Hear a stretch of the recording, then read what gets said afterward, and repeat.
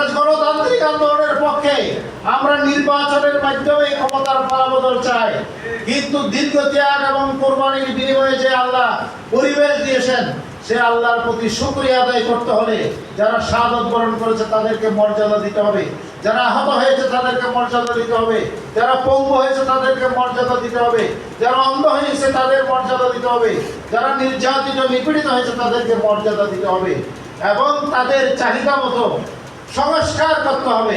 তাহলে বিচার সংস্কার করেই আমরা নির্বাচনের রুটম্যাপ পুনঃঘোষণার জন্য দাবি করছি।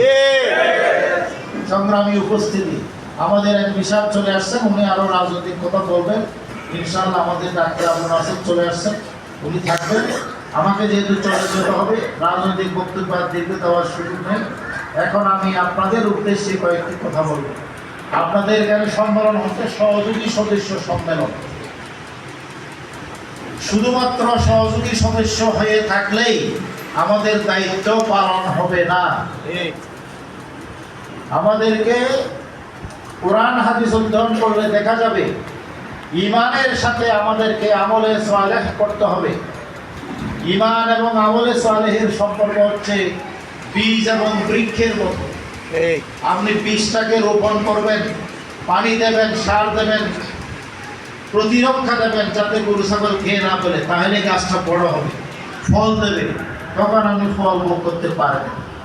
তাহলে সহযোগী সদস্য মানে সমর্থন